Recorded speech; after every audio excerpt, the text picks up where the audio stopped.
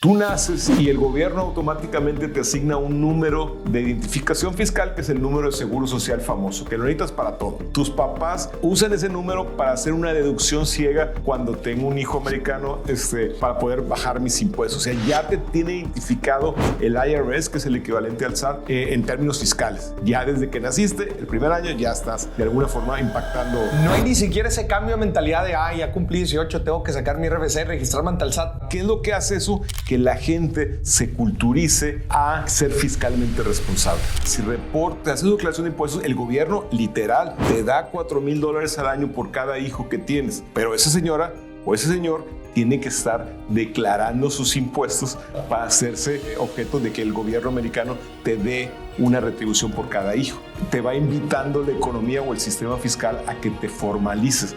Cuando en México, en nuestros países, es al contrario. El sistema te va sacando de la formalidad o te va invitando a que estés fuera de la economía formal.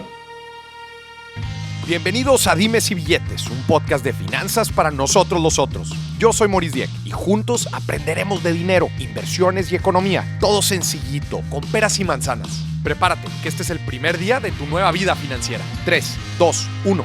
Comenzamos. Señoronas, señorones, estamos arrancando nuestra gira por Houston, aceptando la invitación aquí del gran Sergio Vela. ¿Cómo estás, mi Sergio? Round 2 en Dimes y Billetes. Sí, hace 3 años la primera vez. Te quedaste con ganas de más, ¿verdad? Sí. Y todo el público también, güey. Es que estábamos platicando que se hicieron virales varios clips, especialmente cuando hablabas del tamaño de la economía.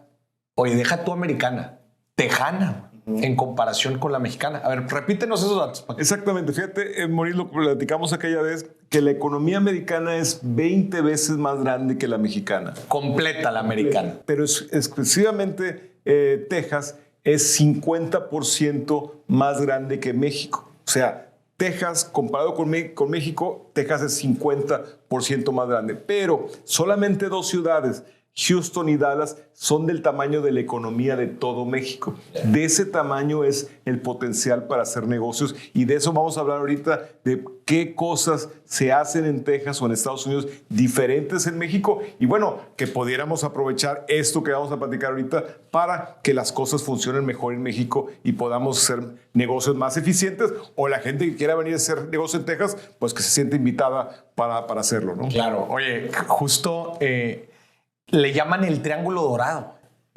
San Antonio, Dallas y Houston. Y entre San Antonio y Dallas, Austin. Está Austin, por supuesto. Pero es un triangulito. Sí, si lo ves en el mapa, es un triangulito. Oye, que nosotros los regios decimos, no, ¿cuál triángulo? Es la bandera también, porque la bandera llega hasta Monterrey. Pero justo, es el Triángulo Dorado del poderío tejano, güey. Poderío económico. De ahorita estamos grabando aquí en Houston. Vamos a estar grabando en estos días a diferentes personalidades aquí de la localidad. Vamos a estar hablando de muchos temas: real estate, negocios. Ahorita, justo como bien mencionabas, vamos a hablar de 10 cosas que son en Texas y en Estados Unidos y que deberían de ser en México para hacer más dinámica la economía, más dinámicos los negocios. Quiero que la gente ponga mucha atención, porque vamos a hablar de diferentes aspectos. Vamos a hablar de temas legales, temas de construcción de empresas, pero también temas legales, fiscales, y también de confianza. Obviamente regulación, pasando por el tema de la regulación. Y creo que la gente se va a poder dar cuenta que el tema de la confianza y la flexibilidad en el mundo de los negocios se traduce a un dinamismo brutal. Y hace una gran diferencia. Ojalá que nuestras autoridades entendieran cómo se dejan de hacer negocios en México, porque hay muchas trabas. Y lo que vamos a aprender ahorita, la gente que no lo sabe, es cómo en Texas, en Estados Unidos, las cosas funcionan muy fácil para los negocios. Hey, ponte a jalar, haz tu negocio rápido, ponte a pagar impuestos, contrata gente y te pongo la mesa servida para que tú hagas lo que sabes hacer, que es crear. Creo que una palabra importante aquí es que fluyan las cosas. Con lo que fluyan las cosas. Oye, y en el proceso que mencionabas ahorita, si vas a fallar, falla, pero listo, ya está, y vuelve a empezar. Claro. Eso, Sergio, justamente eso es algo que yo veo muy, pero muy diferente de la cultura americana a la mexicana. La cultura del fracaso. Exactamente. Aquí la gente no tiene miedo a fracasar, o sea, es parte del proceso y ojo, no nada más que tengan miedo a ay, ¿qué van a decir si fracaso? Sino que no haya tantas repercusiones. No, y aparte que aprendas. Fíjate que no sé si hay en México, esto creo que no, y esto no tiene que ver exactamente con los temas que vamos a tratar, pero aquí hay unas reuniones que se llaman, y perdón si se oye altisonante en inglés, es fuck up nights. Ah, o sea, sí, cómo no. Sí, las veces que yo la regué en un negocio, pero comparto experiencias para que tú no lo vuelvas a hacer. ¿Sabes qué? Yo me equivoqué y empezamos con el primer punto a la hora de formar un negocio. Empezamos con los 10 puntos también. Vámonos, qué buena introducción. Yo me equivoqué en no hacer un plan de negocios. Eso es básico. Haz un plan de negocios. Pon mes por mes en un Excel. Necesito invertir tanto en tales cosas. Necesito comprar tales equipos. Necesito tener una reserva de capital de trabajo. Necesito saber cuándo voy a contratar qué personas, de tal manera que no me equivoque o no me equivoque mucho en mi plantilla de trabajo, y que hacer una planeación, si es un negocio pequeño, una planeación, aunque sea pequeña. Si es un negocio más grande, pues se requería un plan de negocio más sofisticado, claro. Pero no hacer las cosas como acostumbramos muchas veces en nuestros países, que eso es medio atrabancado, con un exceso de confianza, en el mal sentido de que sí me las puedo. Espérame, si tú piensas hacer un negocio y vivir de él un mes después de que lo abriste, ya estás mal. Si tú calculas mal lo que vas a invertir y al final de cuentas, oye, me faltaron $50,000, hiciste algo mal tus cálculos. Entonces, ese tipo de cosas, la gente que no está acostumbrado, si no lo has hecho, que busque ayuda. Hacer un plan de negocios es lo primero que se tiene que hacer para, después de que tienes una idea de negocio, tratar de implementarla. Ya, creo que justo no hacer las cosas al chilazo. Exactamente. Al chilazo. Y aquí en el punto 1, antes de seguir profundizando en este tema, me gustaría que nos platicaras, Sergio, que nos recordaras a qué te dedicas para que la gente entre en contexto que tú estás metido justo en la jugada de creación de empresas en Estados Unidos. Platícanos brevemente. Encantado, Lavia. Tenemos muchos años en el despacho. Lo que hacemos es el coaching inicial de cuando un empresario viene a establecerse a los Estados Unidos. Desde formar una corporación o una LLC, que es muy fácil. Lo hemos comentado que en muchos estados, porque acordémonos que aquí en Estados Unidos la creación de empresas, LLC o corporación, ahorita vamos a tocar cada uno de los temas, es un tema estatal, no es un tema nacional. Como en México, cada estado tiene sus corporaciones, sus LLCs y sus reglas específicas. Sí es muy fácil hacerla, pero recomendamos que busques una ayuda. ¿Por qué? Porque la estructura fiscal que te obliga, si eres una LLC o una corporación, hace mucha diferencia, sobre todo en el aspecto de pago de impuestos, ¿no? Entonces, para gente que vive en México y tiene su negocio en Estados Unidos, pues a lo mejor le conviene más una corporación, por lo que voy a platicar ahorita, o a lo mejor si alguien vive aquí y tiene otra entidad de negocios que tiene pérdidas, a lo mejor le conviene crear una LLC, porque a nivel personal la LLC puedes compensar pérdidas con ganancias de diferentes unidades de negocio. Entonces, ¿cómo puede ser negocio aquí? Platicábamos antes que tú naces y el gobierno automáticamente te asigna un número de identificación fiscal, que es el número de seguro social famoso, que lo necesitas para todo. Entonces, ya naciste y ya tienes un número. Tus papás usan ese número para hacer una deducción ciega cuando tengo un hijo americano, para poder bajar mis impuestos. O sea, ya te tiene identificado el IRS, que es el equivalente al SAT, en términos fiscales. Ya desde que naciste, el primer año, ya estás de alguna forma impactando. Que es el equivalente al RFC, pero el RFC, más o menos, sí, porque en México son varios, ¿no? RFC, CURP, el INE y todo. Acá es el Social Security y te lo dan desde que naces. Exacto. Sales del hospital y ya te llega. No hay ni siquiera ese cambio de mentalidad de, ya cumplí 18, tengo que sacar mi RFC, registrarme ante el SAT. No, acá naces y ya estás registrado. Tienes un impacto fiscal el año siguiente porque tu papá, tu mamá te van a declarar. Te van a declarar. ¿Qué es lo que hace eso? Que la gente se culturice a ser fiscalmente responsable, de alguna forma u otra. Eso está bien interesante. Entonces, la gente incluso puede ser una persona de muy bajos ingresos que sabe que si reporta, hace su declaración de impuestos, el gobierno literal te da $4,000 al año por cada hijo que tienes. Pero esa señora o ese señor tiene que estar declarando sus impuestos para hacerse objeto de que el gobierno americano te dé una retribución por cada hijo. Entonces, te va invitando la economía o el sistema fiscal a que te formalices. Cuando en México, en nuestros países, es al contrario. El sistema te va sacando de la formalidad o te va invitando a que estés fuera de la economía formal. Entonces, y esto, nada más como paréntesis que nos estabas platicando tu historia, ¿cuántas empresas has ayudado a crear? Tenemos más de 200 empresas. Algunas las creamos y les damos algunas cosas y otras se quedan. En ese momento tenemos más de 200. ¿Qué es lo que hacemos? No nada más crearlas, una corporación o una LLC, sino llevarles el tema fiscal y contable. Ahorita entramos en unos puntos a ver contabilidad y temas fiscales, pero básicamente es estarlos llevando de la mano. Y te platicaba también antes que nuestros clientes se meten en problemas, se meten en situaciones que no están acostumbrados porque la forma de hacer negocio en Estados Unidos es diferente. Entonces, los vamos coachando mientras que van explorando sus oportunidades de negocio en Estados Unidos. Y es bien interesante porque pues, de repente me comparten, pues tenemos más de 50 clientes de restaurantes, tenemos muchos de transportes, muchos de perecederos. Nuestros clientes, si sumas todos lo que venden nuestros clientes de perecederos, estamos hablando de más de $100 millones de exportaciones de México para acá, de limón, de aguacate, de frutas que ni las has oído nombrar seguramente, raras, pero las exportamos. Sencillamente el aguacate es una cosa increíble lo que venden para acá los mexicanos. Me gusta dar este contexto para que la gente vea.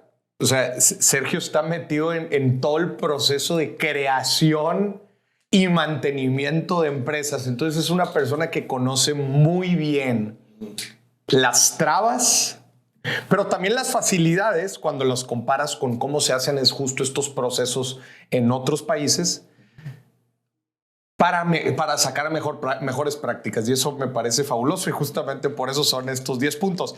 El primer punto, entonces, nos decías, oye, el tema de formar un negocio. Nos platicas desde el business plan, ¿no? De tener un plan de negocio, hasta la facilidad de poder, que es poder hacer negocios en Estados Unidos. Nos decías, la gente nace con el Social Security Number.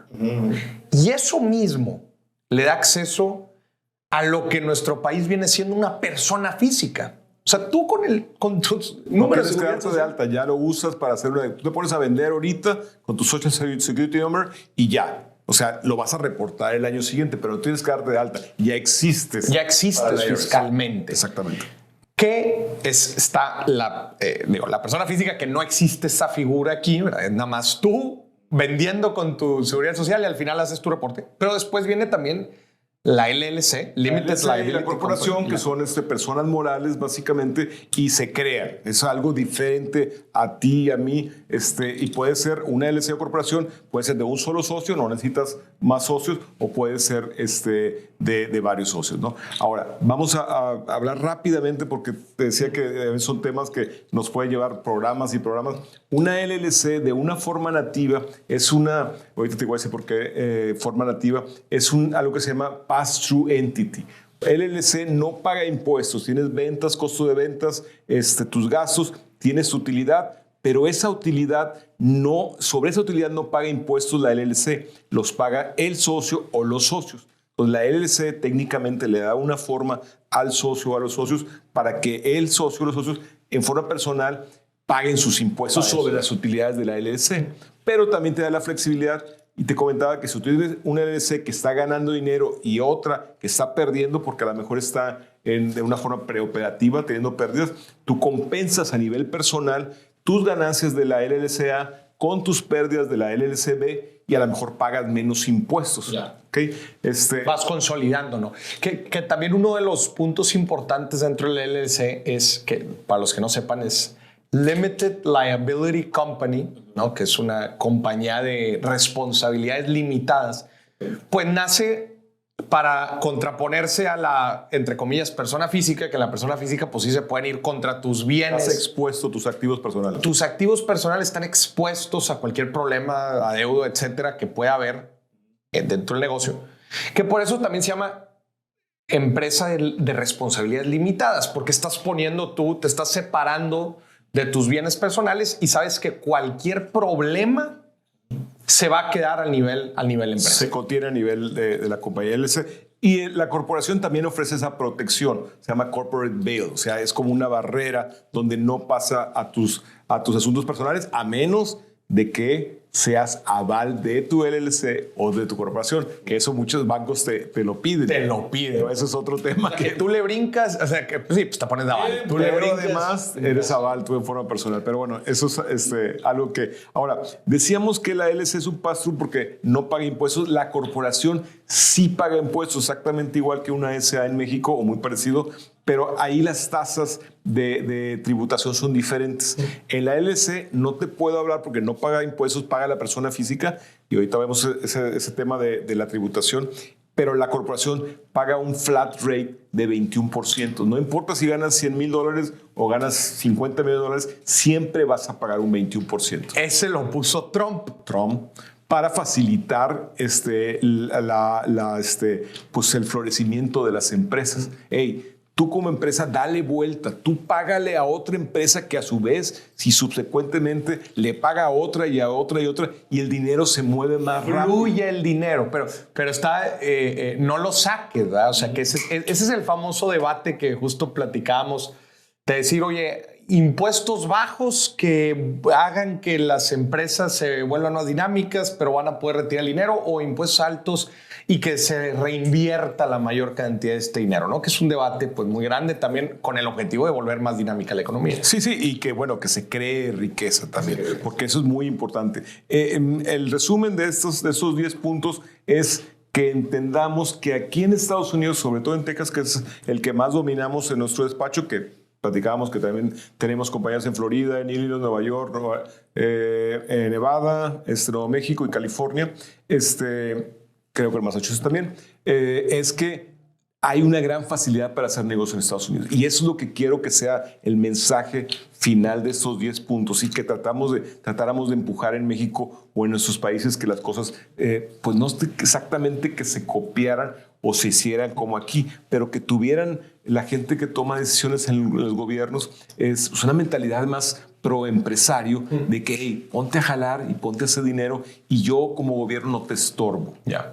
Antes de pasar al punto 2, creo que también está interesante mencionar el tema de la recién creada SAS, ¿verdad? Que es la Sociedad Anónima Simplificada que lanzaron hace poquito, que pues en teoría la puedes sacar de un día para otro. Es online. Es online, ¿no? O sea, como...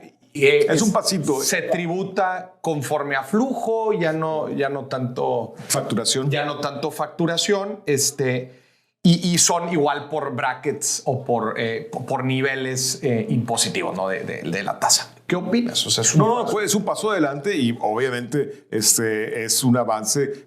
Probablemente la clase empresarial ha empujado, las asociaciones de empresarios pequeños a lo mejor han empujado. ¿Por qué? Porque un negocio pequeño pues no tiene para pagar un despacho grande de contadores que implica un costo. Ellos quieren ponerse a vender. Hay mucho todavía por hacer. O sea, la economía informal en México sabemos que es más del 60%. O sea, el 60% de las gentes no pagan nada sobre el ingreso. Pagan el consumo. Pero como quiera que sea, eso se te tiene que ir pues alineando, que no, para ese lado no veo ningún esfuerzo. Te voy a, dentro de todo lo que hemos platicado bastante nada más del primer punto, pero una de las cosas que se me hace más interesante es el tema de el Social Security al nacer. Creo yo que tenemos que empujar a nuestro país hacia allá, hacia el generar un número único. No sé si es el CURP. Ya ves que ahora se andan moviendo porque quieren que el CURP y que ahora tenga fotografía. A mí se me hace una reverenda estupidez que haya RFC, CURP, y deja tú, con ni uno de esos votas. O sea, No, ya- pero aparte el RFC más el homoclave, Más el homoclave. la CURP, que es parte del RFC, pero o sea, le agregan- ¿por qué tenemos tantas aquí cosas? son 9 dígitos. Y esos 9 dígitos Es tu dictan vida. es tu vida. Es tu vida. Es como la matrícula de la universidad. Una matrícula que la usas para todo. Güey, debería ser así, güey. Y hay muchos países alrededor del mundo que están empujando registros de población así únicos donde, oye, por ejemplo, India, que te da hasta cuenta de banco, O güey. sea, que te la sepas. Yo no creo que mucha gente aquí se sepa su CURP completo. Ya sé.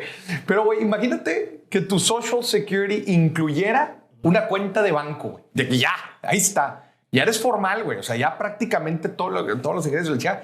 Y poco a poco empiezas a empujar el cash hacia afuera, güey. ¿Estás de acuerdo? No, y eso debe ser. Y te decía también que aquí en Estados Unidos, y eso hace toda la diferencia, no nada más en el aspecto fiscal, los temas de negocios, es un país de confianza. En México y en nuestros países somos países de dudas. Todo tiene que ser ratificado, certificado, validado. Y aquí todavía al principio confían en ti. Es una cosa cultural, no nada más es de gobierno. Es una cosa que llevamos los mexicanos, los hispanos, a lo mejor en la sangre, y que tenemos que caminar hacia la confianza. O sea, tenemos que ser, no sin medida, pero si no hacemos negocio en confianza, pues difícilmente fluyen las cosas. Necesitas sí o sí confianza para que haya negocios.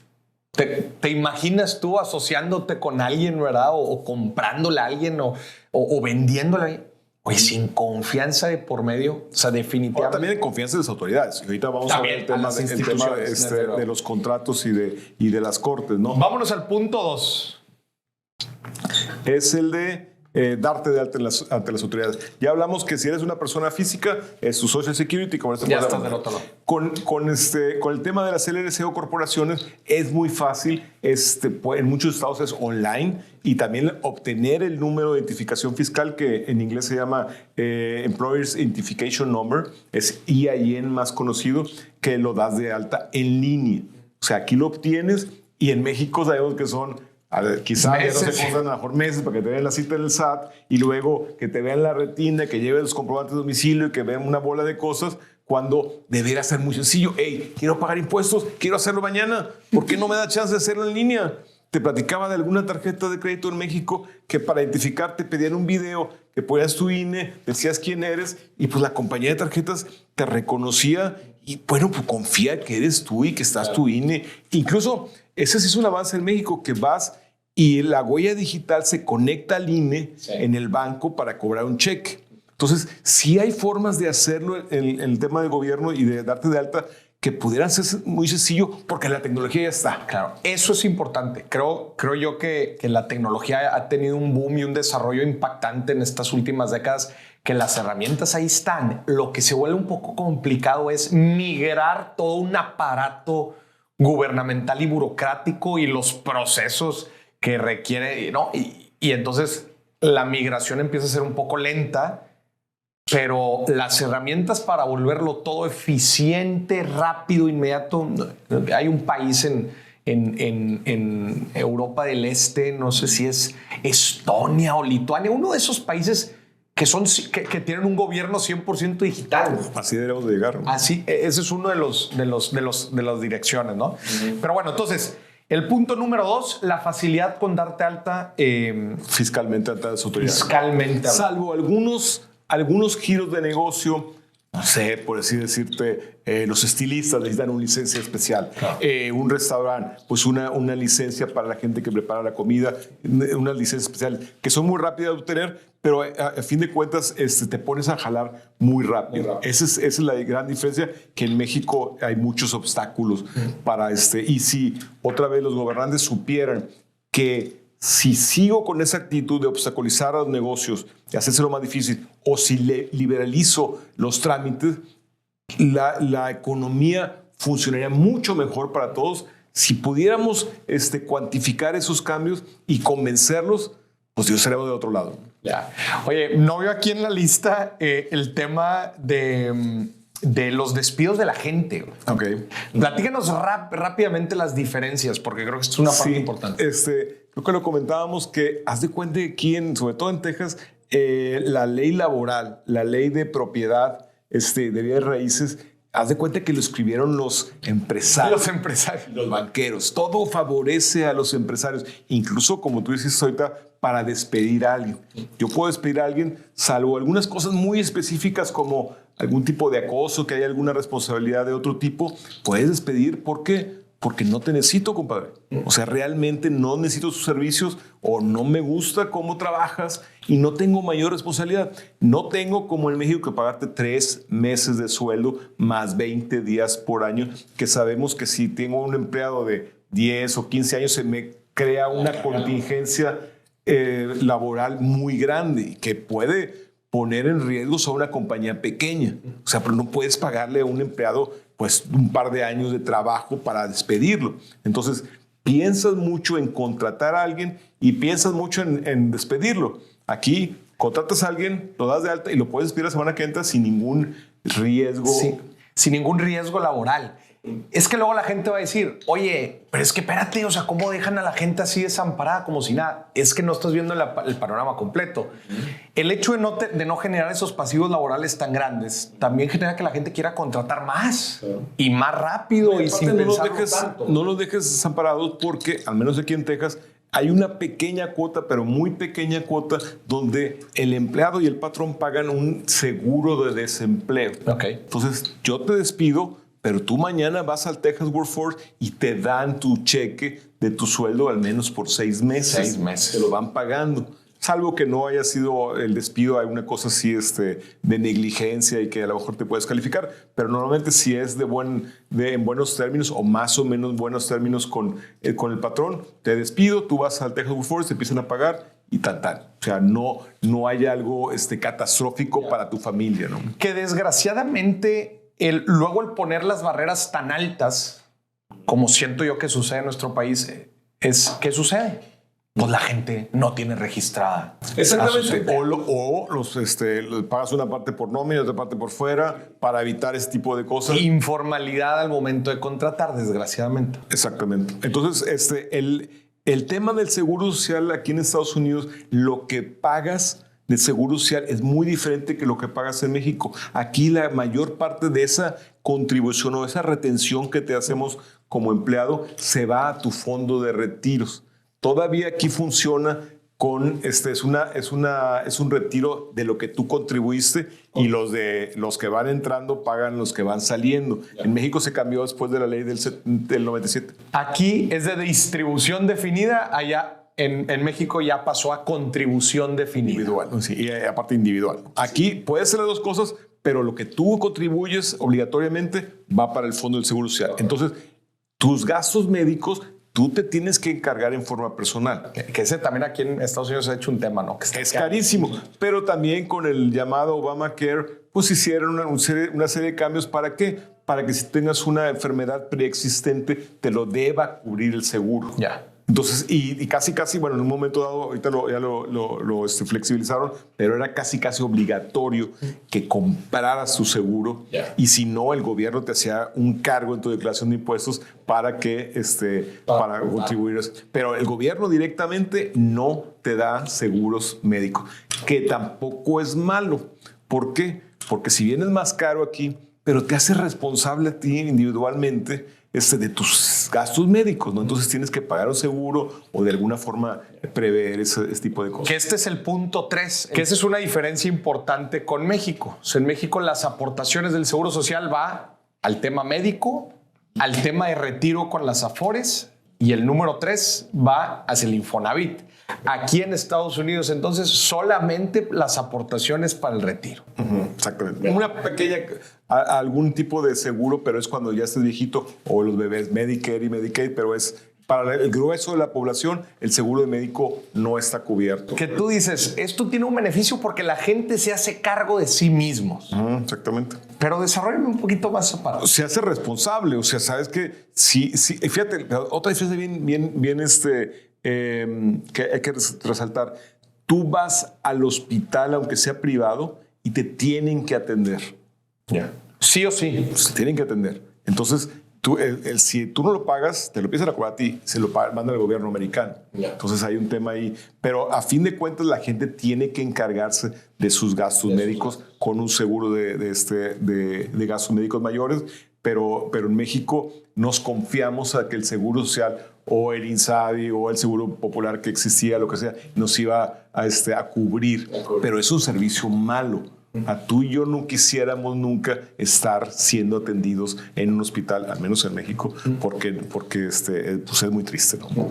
Muy bien, y vamos ahora al punto 4. A ver, platícanos del punto 4. El punto 4 es lo que se refiere al income tax, que es el equivalente al impuesto sobre la renta en México.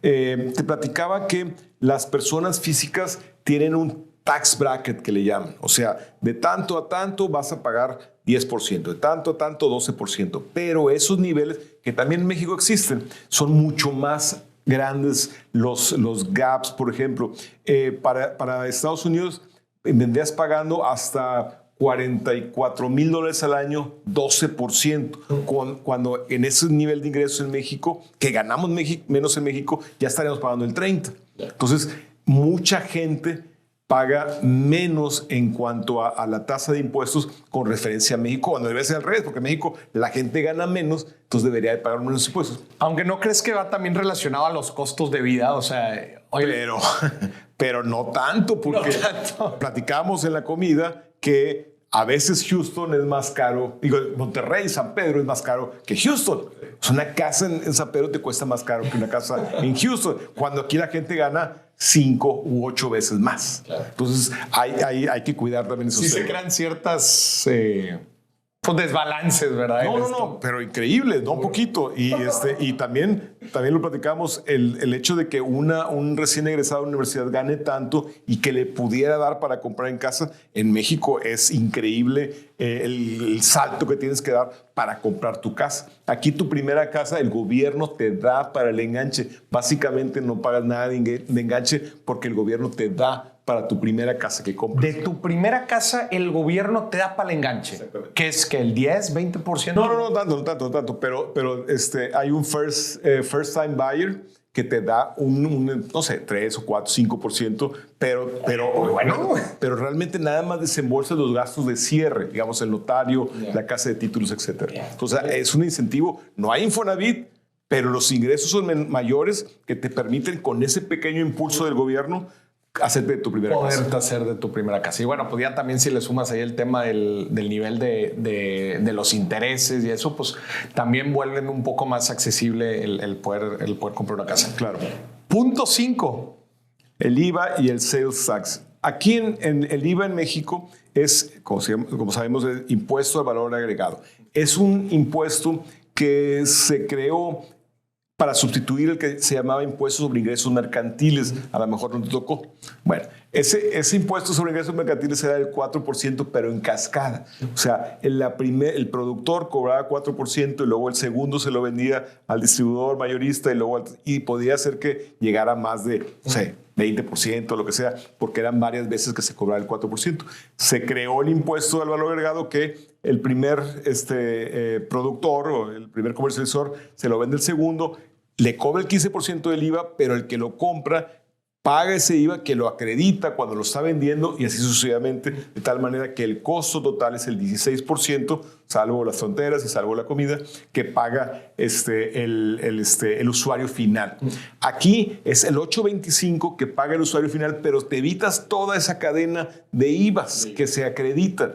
El 8.25 lo pagas, al menos en Texas, en cada estado es diferente, lo paga el usuario final, pero no se acredita. Si yo compro una computadora para mi empresa, yo pago el 8.25 por mi computadora, salvo que esa computadora la vaya a revender. Claro. Y si compro una camisa, pago el 8.25, salvo que me dedique a vender camisas, entonces no me lo cobras, pero yo lo cobro y lo pago al gobierno. O sea, el IVA aquí lo paga, que en este caso el 8.25 lo paga... El sales tax. ¿Perdón? No es IVA, es sales tax. El sales tax lo paga el usuario final. Sea persona física o empresa. Y platicábamos que para una empresa en México no es costo el IVA, sí, porque yo lo acredito contra lo que cobro. Y aquí sí es costo porque yo soy usuario final de mis computadoras, de mi equipo, etcétera. Yo soy usuario final y tengo que pagar y es un costo para mí. Claro. Y es estatal, que no es federal. En México es federal.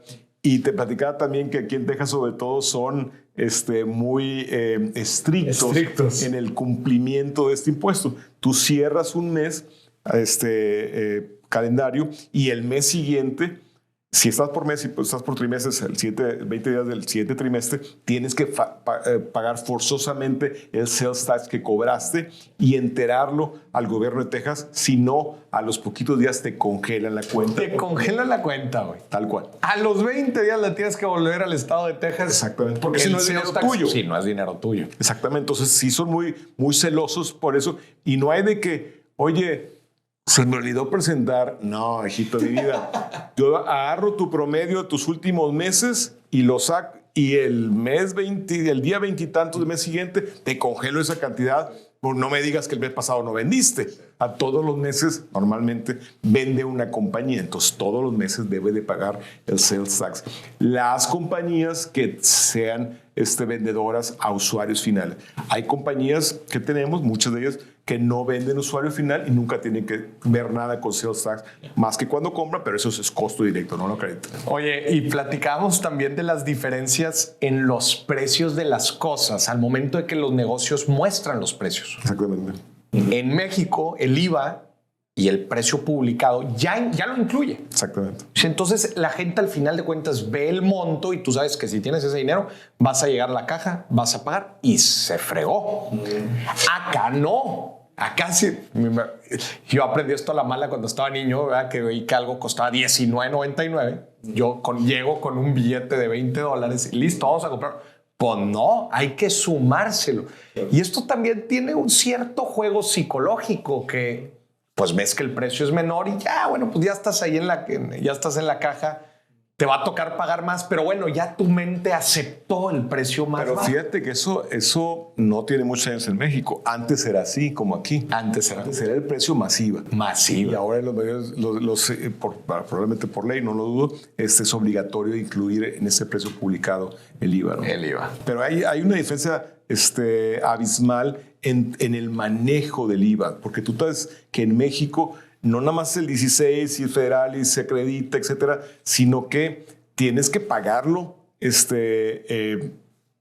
cerrar tu mes y pagarlo, aunque tengas compensaciones y ajustes que tengas que hacer. Y pues la contabilidad, que es un tema que vamos a tratar más adelante, es como que más vigilante en México.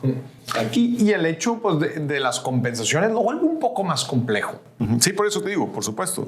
Y los ajustes, ¿no? Claro. El siguiente punto. El número 6. El número 6 que estamos ya es en la deducibilidad.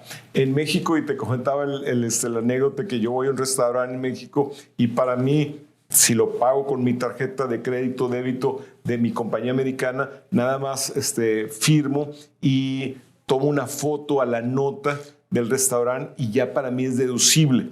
Mientras que para un mexicano tiene que presentar su certificado de constancia fiscal y estar al corriente, qué sé yo, y esperar y que el CFDI, etcétera.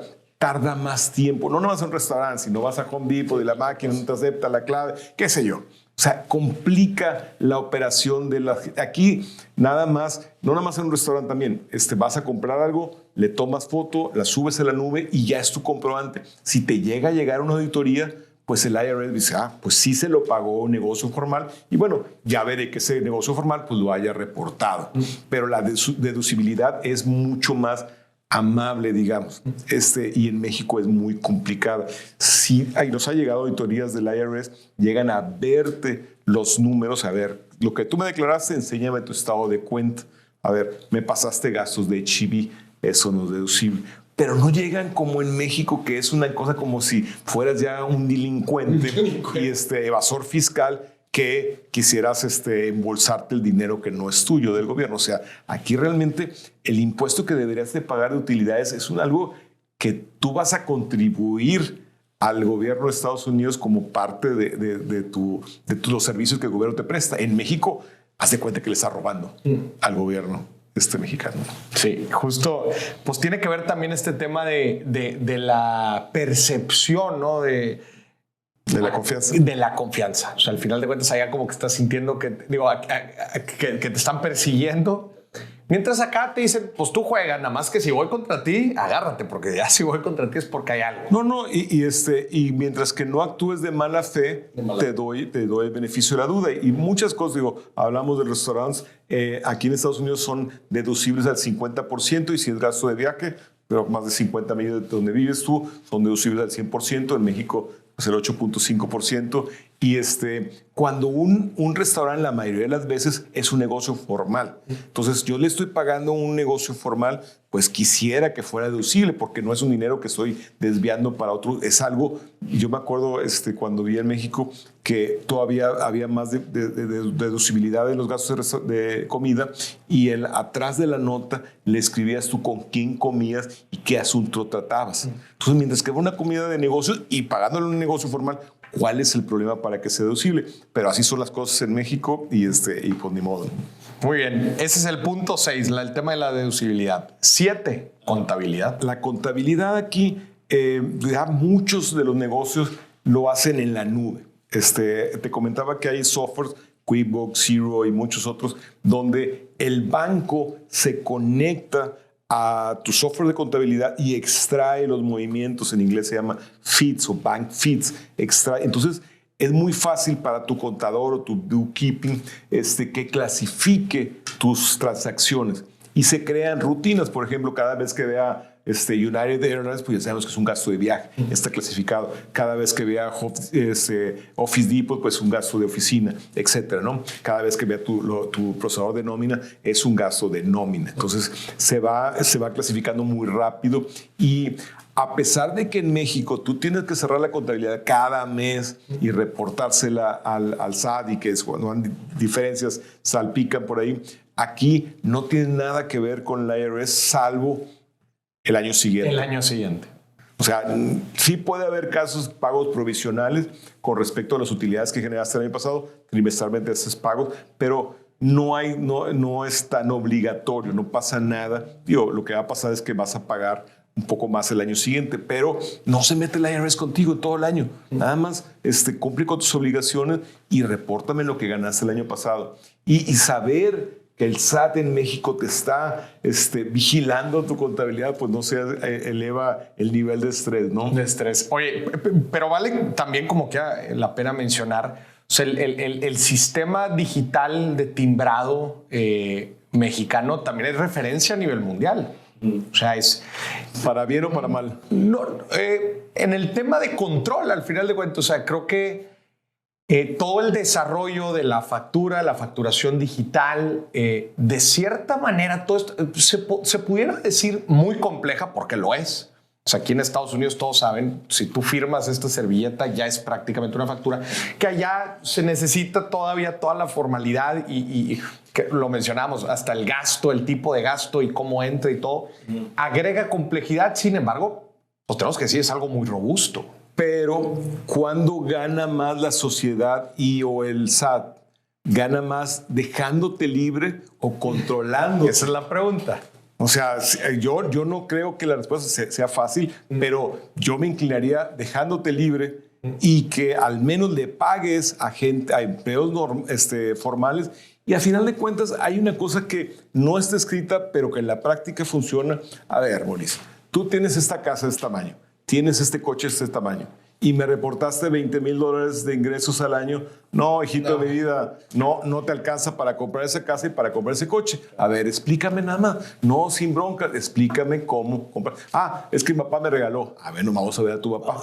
A ver si sus cuentas cuadran. Entonces, ese tipo de cosas funcionan aquí. Tus tarjetas de crédito nada más.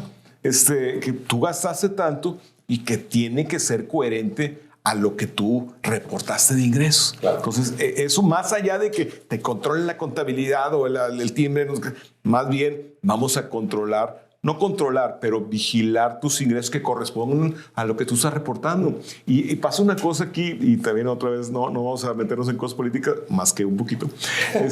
Imagínate que la casa de este señor, el que fue director general de Pemex, que le costó 2 o 3 millones de dólares, que inmediatamente el SAT hubiera llegado, oye, a ver, compraste esa casa de contado, ¿cómo la pagaste? Nada más quiero saber, en buena onda, ¿cómo la pagaste? ¿Y por qué? Porque aquí también hay corrupción, pero la corrupción también paga sus impuestos. Entonces, yo quería ver de ese señor una declaración donde me refleje que ganó ese dinero para comprar esa casa y que pagó impuestos sobre eso. Pagó impuestos sobre eso. Buenísimo. Vámonos al punto 8. Bienes raíces. Bienes raíces. Aquí también te decía un poco antes que, sobre todo en Texas, no existe como tal, como en México, un registro público de bienes raíces o del comercio. Lo que existe sí es un registro, pero es abierto. El gobierno no te da un certificado de libertad de gravámenes, te da la posibilidad de que tú registres. Si yo te quiero vender este edificio, te lo vendo, te hago una escritura, pero tú no sabes si realmente soy yo el dueño y si lo compré legalmente, si no tiene gravámenes. Entonces, en bienes raíces sucede algo, que hay compañías de títulos que te aseguran el título de propiedad de lo que estás comprando. El término legal para atrás del tiempo es la colonia española. Desde la colonia española se tiene que haber transferido legalmente esa propiedad, y si hay algún problema en la cadena de cambio de títulos, ahí va a haber reflejado, o si hay gravámenes.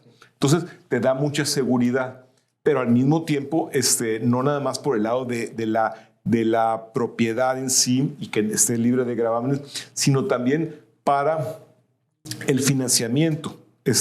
Te comentaba también que cuando tú compras una casa, el mismo acto de la compra normalmente son financiadas, la mayoría de las por compañías de hipotecas o bancos. Entonces tú, en el mismo acto de la compra, le cedes virtualmente la propiedad a un fideicomiso, un trust. Entonces, ¿por qué se hace muy dinámico el mercado de bienes raíces? Porque si tú no pagas tu hipoteca al banco o a tu compañía de hipotecas, el trust, el fideicomiso, remata la propiedad sin un proceso judicial. Y eso hace que tú, otra vez, te hagas responsable, y sabes que si no pagas puntualmente, el banco o tu compañía de hipotecas te puede ejecutar Sin pensarlo, o sin preguntarte. 3, 4 meses a lo mejor, y ya tienes que... Oye, pero a ver, estas empresas privadas, en este caso la empresa aseguradora que te asegura la transmisión de propiedad de generación en generación y de propietario a propietario, pero son empresas privadas. O sea, ¿quién lleva el registro en realidad de toda esa cadena desde la corona española? Bueno, normalmente es lo que dice la ley, ¿no? Pero no se van hasta atrás. Si yo veo que hay una póliza de título de seguro de la persona que tú le compraste la propiedad, entonces ya lo tomo yo como base para asegurarme. Yo de ahí para adelante. O sea, van pasando de póliza en póliza y nada más díganme, ¿hay una póliza atrás? Sí, no, y ya con eso van haciendo la liga. Exactamente. Digo, hay casos donde se complican. Por ejemplo, ha habido problemas que propiedades que se heredaron mal, entonces alguien tiene una disputa, entonces se puede complicar, pero en términos generales es muy seguro, a pesar de que está controlado por la iniciativa privada. El gobierno se mete poco, y ahorita te digo cómo se mete, pero realmente es entre privados. ¿Cómo se mete? Ya en el aspecto judicial. Si yo te vendo esta propiedad, tú me la pagaste, puede ser que me la compraste sin póliza de seguro. Entonces tú tienes, si yo realmente no era el propietario, tú tienes una reclamación contra mí y evidentemente se va a una corte, pero ya es el Poder Judicial que resolvería alguna diferencia, ¿no? Pero eso es otro tema. Qué interesante. Es el punto 8. 9, contratos y cuestiones legales. Es otra cosa que también cuando llegamos a Estados Unidos, pues pensamos que va a ser aquí la cosa más campechaneada, como en México, en nuestros países, y decimos, no, pues si no cumplo un contrato, pues ahí me la llevo y luego me la voy pateando para adelante. No, los contratos verbales son de cumplimiento obligatorio. Ok. O sea, si yo quedo de acuerdo contigo en algo y me dices, pues no está firmado. Sí, pero hay 2 testigos. Ya con eso bailaste. Pues, tú vas a una corte de reclamaciones pequeñas, que es Small Claim Court, y puedes hacer un juicio sin necesidad de abogado, y un juez decide quién tiene la razón, y es obligatorio. Entonces, los contratos en menos de $10,000 o acuerdos de menos de $10,000 se van a cortes pequeñas, y los contratos de más a cortes más grandes, que ahí si necesitas un abogado y no quieres estar nunca en una demanda, no digo criminal, pero civil. ¿Por qué? Porque los gastos pueden ser estratosféricos. Haz de cuenta, un caso muy sonado que tuvimos en McAllen, la disputa era por $150,000.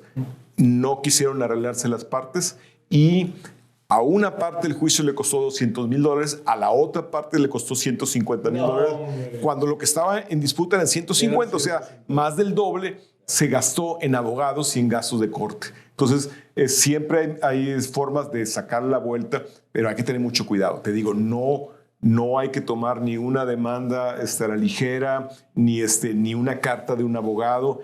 Es muy serio. O sea, aquí se tienen que cumplir las obligaciones. Sí hay formas, y hace rato me comentaste el tema de las bancarrotas, sí hay formas al final de sacar algo de la vuelta, pero son situaciones muy extremas. Y lo platicamos también el hecho de, por ejemplo, hasta el caso de sacar a alguien de la casa, ¿verdad? o del local comercial. Bueno, volviendo un poquito de bien raíces, aquí cuando tienes un local comercial, si no te pagan en 5 días, le pones una noticia en la puerta, le cambias la chapa y ya el inquilino no puede entrar. No tienes que hacer ningún proceso judicial. En temas de departamentos o casas residenciales, sí tienes que hacer un proceso con una corte de esas small claim y sí tarda 2 o 3 meses. Pero es muy dinámico. ¿Por qué? Y también me ha tocado llevar a algún inquilino a la corte y llegas con un juez y dicen, a ver, ¿usted es el deudor? Sí. ¿Por qué no le paga la renta al señor Vela? Pues es que tienes 15 días para salirte. Y si no, van con la fuerza pública. ¿Por qué? Porque ¿qué defensa hay con que no pagues la renta? Sí, nada. Y otra vez, la ley de propiedad favorece mucho a los dueños de bienes raíces. Entonces, sí hay que tener mucho cuidado en cualquier negocio. Los restaurantes que pagan renta, cualquier local, la renta se tiene que anticipar porque es muy fácil que te cierren el local o que te cierren el negocio. Qué interesante. Y vamos al último punto. Ahorro para el retiro. Lo estuvimos mencionando un poquito. De que aquí, los dos diferentes esquemas, pero también un poco de la cultura sobre el retiro. ¿Cómo te ha tocado verlo? Sí, te decía que desde el high school a los niños, adolescentes, les empiezan a inculcar esa responsabilidad. Oye, hazte cargo de tu futuro y no pienses también como pensamos muchas veces en México, que los hijos se van a hacer cargo de los papás que ya no están trabajando. Entonces, sí hay esquemas de retiro, hay algo en México, pero la cultura todavía no está arraigada en nuestros países, que seamos responsables, porque ¿qué va a pasar con nosotros cuando no podamos trabajar? Claro. Y hay diferentes esquemas aquí también, ¿verdad? O sea, por ejemplo, está la ley, el famoso 401k, sí, que es un esquema privado específico del empleador. Es como, si el empleador te pone una parte de tu sueldo y tú pones otra parte y te lo igualan, de match. Entonces, y eso te lo hacen libre de impuestos hasta que hagas retiro. Hasta que hagas el retiro. Entonces, difieren los impuestos, que es una gran ventaja, ¿no? Claro. Y sí, pero sobre todo, los cálculos para hacer el retiro todavía no tenemos en México esa cultura. Por eso lo que hacen ustedes de crear cultura financiera, no gastes en cosas que son superfluas o de acuerdo a tu ingreso. Digo, hay gente que puede darse ciertos lujos, ok, pero con respecto a que tu futuro esté de alguna manera, pues no garantizado, porque también platicábamos que hay negocios ahora que ya no son negocios y que eran excelentes hace 20 años. Claro. Entonces, y los cambios tan dinámicos y los riesgos mundiales que tampoco somos conscientes en México, como lo que pasó en Acapulco, de que teníamos el riesgo porque vives en una zona de huracanes. ¿Y por qué no pones una ventana que tenga una cortina de acero que aguante 300 kilómetros por hora de vientos? No lo hicimos. ¿Por qué el gobierno no alertó? Porque no tenemos la cultura de prevención. Digo, no nada más el gobierno. La gran mayoría de la gente, si sabe que viene una tormenta y te duermes en un barco, en tu lancha, en tu yate, y hubo 800 yates donde había gente en alguno de ellos y ahí quedaron.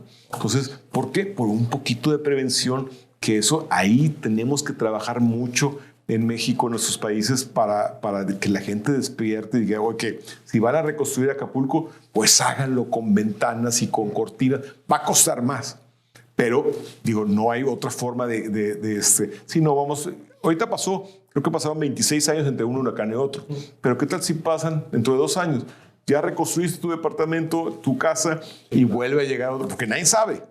Bueno, y también hablamos de la Ciudad de México, de los terremotos. Nadie sabe. Entonces, las construcciones, la planeación, la previsión tienen que ser una constante en nuestros países. Y especialmente, digo, el tema del retiro, creo yo que es un problema que se va a ir agrandando en diferentes países del mundo en los próximos años. O sea, la gente está viviendo más, está viendo más retirados, los modelos de distribución definida, ¿verdad? En donde los que trabajan le pagan a los que están retirados. No jala.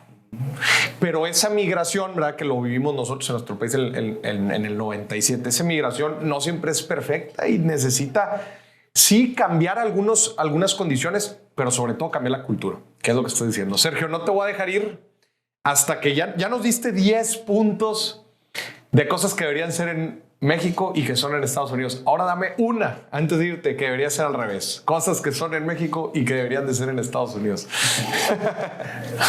Hay una cosa que me encanta de México, es el servicio y la calidez de las relaciones. Si pudiéramos, digo, y lo vamos a hacer, porque tú sabes, Boris, y la gente que lo está oyendo, que ya nacen más mexicanos o hispanos en Texas, en California, en Nuevo México y en Nevada que, digamos, anglosajones. Entonces, esto, aunque el gobierno que venga lo quiera limitar o retardar, la cultura hispana mexicana está permeando. Entonces, tenemos que tomar ese tipo de cosas buenas, los valores familiares, y que si se pueden, en buena onda, implementar en los negocios, pues sería fantástico. ¿Por qué? Porque agarramos una formalidad, una previsión de las culturas anglos y le damos un toque humano y cálido que funcionan mejor en sus países. Claro. Vas aquí a un hospital, igual no es una cosa que quisiéramos estar, que me tocaron no personalmente, pero gente querida, y no quieres que te atienda un doctor americano. Por empezar, batallas para, aunque hables inglés, batallas para que te entienda